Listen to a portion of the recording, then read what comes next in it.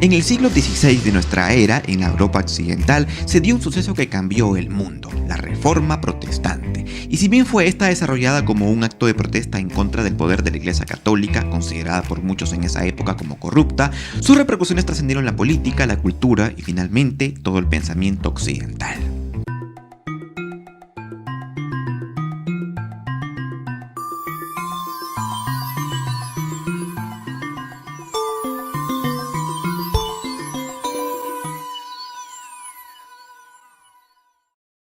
La Reforma Protestante amerita un análisis desde muchos puntos de vista. Podemos narrarla desde la perspectiva católica, podemos narrarla desde la perspectiva protestante y también podríamos narrarla desde la perspectiva atea. Sin embargo, en este video voy a intentar hacer una mezcla de estas tres versiones. Superada la Edad Media, la Iglesia Católica era una institución que tenía muchas deficiencias y muchos defectos, así como los tiene hoy en día. Pero para entender qué cosa era la Reforma, tenemos que entender el contexto, y aquí va la explicación católica del asunto. La Iglesia había sido una institución que a lo largo de su historia había ido de menos a más. Desde la antigüedad tardía, cuando Constantino autoriza el culto cristiano en el siglo IV, la Iglesia tuvo un papel secundario en la cultura del Imperio Romano. Sin embargo, tras la caída o la disolución del imperio, la cultura occidental estuvo a punto de perderse hasta que encontró en la Iglesia un elemento de cohesión, lo cual describe bastante bien el papel del cristianismo en la Edad Media. Pero desafortunadamente, como el clero llegó a gozar de tanto poder político, territorial o incluso militar, se permitieron excesos como el tema de las indulgencias, que según los católicos fue un recurso que amparaba su validez en el fin, que era construir la nueva Basílica de San Pedro en Roma. No obstante, y según los protestantes, las indulgencias era una práctica que se daba desde antes y su único fin solo tenía que ver con enriquecer al clero. Ahora bien, tú me preguntarás, ¿qué cosa es una indulgencia? Una indulgencia es un perdón, pero en el ámbito religioso, una indulgencia es el perdón de los pecados a consecuencia de una acción, y esta acción puede ser una penitencia o también puede darse por los méritos, pero en el contexto de la Reforma, una indulgencia tenía que ver con la riqueza, de modo que si tú te querías salvar en el más allá, pues la Iglesia Católica te decía que eso tiene un precio. Dime cuánto tienes y yo te perdonaré todos tus pecados.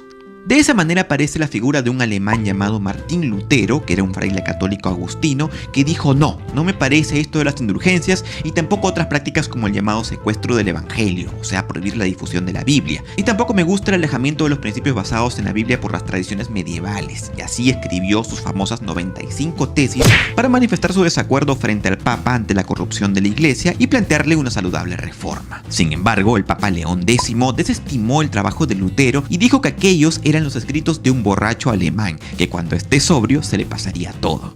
Pero no se le pasó. Durante mucho tiempo, el Papa y Lutero mantuvieron una incómoda reciprocidad en cuanto uno publicaba un trabajo y el otro le respondía con otro trabajo. De la misma manera también se enviaron cartas entre ellos, pero ninguna acabó por ser conciliadora. Finalmente, el Papa terminó por excomulgar a Lutero y declarar sus obras herejes. Y Lutero, al recibir la bula, que era el documento que oficializaba su excomunión, lo echó al fuego y advirtió que él solo se sometería ante la autoridad de su Dios. El punto de vista no religioso de la Reforma, por no llamarlo el punto de vista ateo, tiene que ver con su contexto político. Y es que según Bertrand Russell, la Reforma también se puede entender como una disputa entre el poder español, que en ese momento estaba en su máximo apogeo con el reinado de Carlos V, y las naciones menos favorecidas en ese momento, que es donde se desarrolló posteriormente el protestantismo, algunas regiones de Alemania, Holanda, Escandinavia y posteriormente en otras naciones como Francia y en menor medida en Inglaterra. Ahora bien, el origen del protestantismo, según la perspectiva no religiosa, se da a través de la protesta de Espira. Bien, antes de proseguir habría que decir que el mal rollo entre Martín Lutero y el Papa pudo haber quedado como una simple querella en otros tiempos. Sin embargo, la cuestión es que para el siglo XVI ya era popular la imprenta de Gutenberg, con lo cual las obras de Lutero fueron rápidamente reproducidas y extendidas por varios territorios, de modo que cuando el emperador Carlos V ve que estas ideas podrían ser potencialmente peligrosas, puesto que atentaban contra el elemento cohesionador del Sacro Imperio Romano Germánico, que era finalmente la Iglesia, redacta un edicto con el que anulaba la tolerancia religiosa que otorgaba a los principados alemanes, con el fin de reprimir el movimiento de la reforma iniciada por Lutero.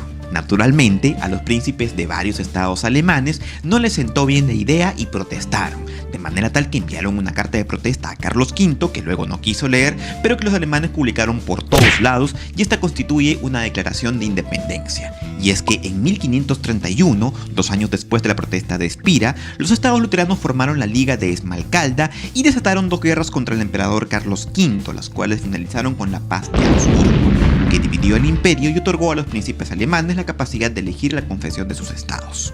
Ahora bien, paralelo a Lutero aparece en Francia la figura de Juan Calvino, que coincide con muchas ideas del alemán. Sin embargo, Calvino llega a ser incluso más radical que este. Calvino estaba en desacuerdo con algunos puntos de la teología de Lutero, como por ejemplo conservar la idea de mantener 3 sacramentos de la Iglesia Católica, que son el bautismo, la Eucaristía o la Santa Cena. Calvino, por el contrario, quería suprimirlos. Calvino, asimismo, tampoco creía que las imágenes religiosas eran buenas en las iglesias, y tampoco estaba tan de acuerdo como Lutero en que debía haber una jerarquía religiosa o un sacerdocio, y pensaba que el ministro o el pastor, que es el que dirige la congregación, debía ser elegido democráticamente por la misma. Sin embargo, como Francia era bien católica, Calvino fue perseguido por sus ideas y tuvo que escapar a Suiza, donde funda su iglesia calvinista. Hay que decir que Calvino tampoco la tuvo fácil, ya que tuvo varios problemas con la autoridad en Ginebra, ya que Calvino creía que la única forma de extender su doctrina era hacer que el Estado funcione en un sistema teocrático, lo cual no se lo permitieron del todo. Pero bueno, lo interesante del caso es que Calvino, aún así, acabó por hacer de Ginebra una ciudad muy importante para el movimiento misionero protestante, que extendió posteriormente la iglesia calvinista por toda Europa.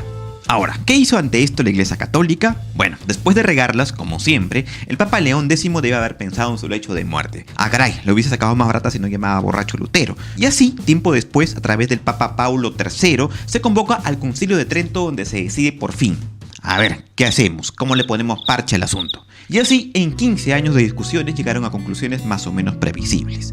Primero, el Papa es ahora más Papa que nunca, no puedes contradecir al Papa.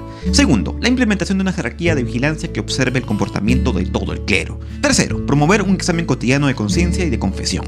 Cuarto, más fiestas dedicadas a los santos. Y quinto, la creación de la Santa Inquisición.